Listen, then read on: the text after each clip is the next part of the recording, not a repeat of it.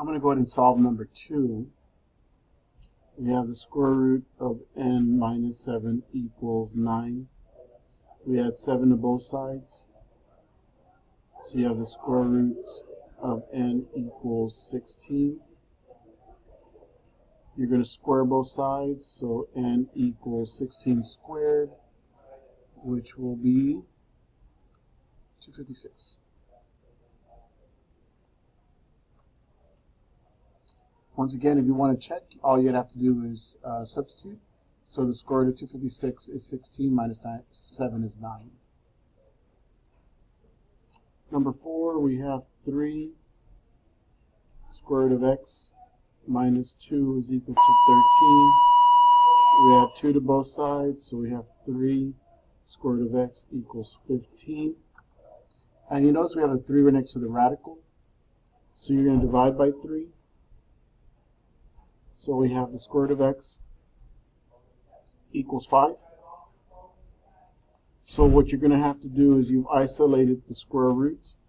So x is equal to 25.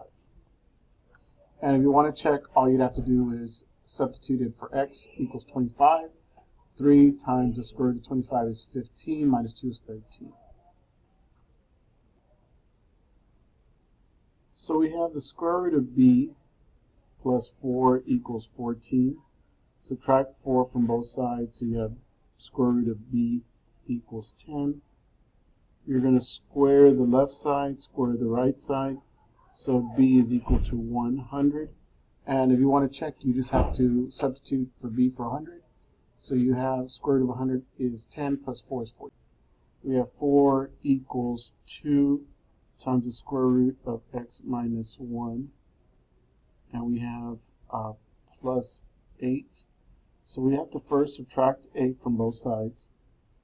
4 minus 8 is negative 4 equals 2 times the square root of x minus 1. And then we divide by 2.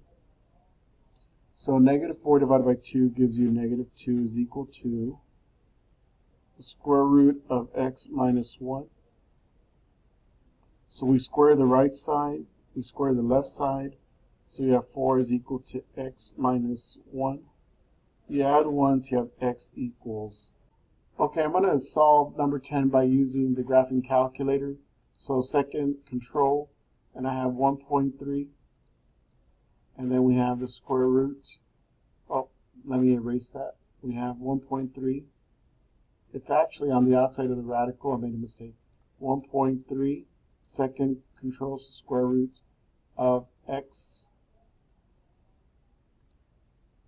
minus 1400.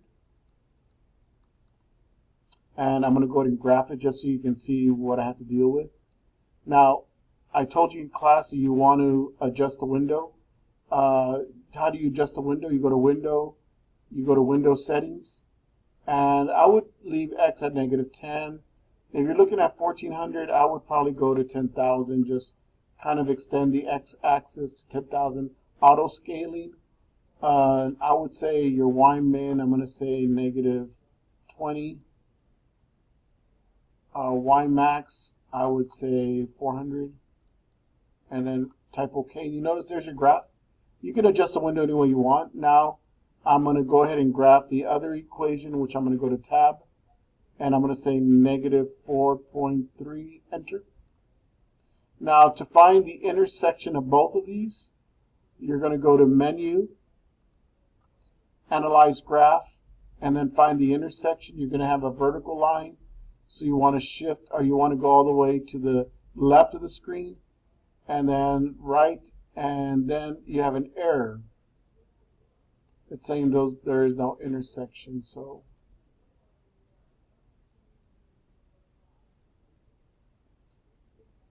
there's no intersection, so there would be no solution for number 10, since it does not go below the y-axis.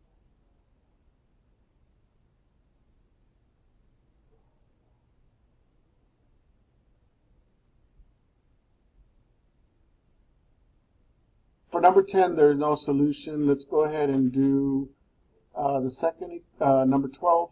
I'm going to type in 12 second square root of x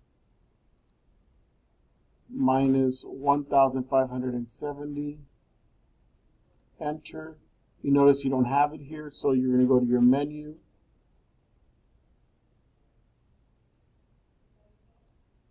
Window settings. What I would probably write is here 10,000.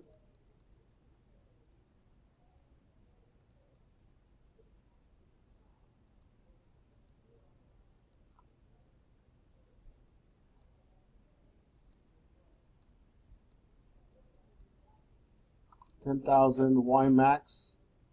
I would say 50. Type OK. Okay, so let me tap and then go up. So let me affect the window again. Menu, window settings, Y max. Let me write down 1,000. Oh, it needs more. Okay, menu, settings, menu, window settings. Let's say 10,000. So I went up 10,000 on the y-axis. Okay, so now what I'm going to do is I'm going to graph. I'm going to do tab. I'm going to graph 60, y equals 60.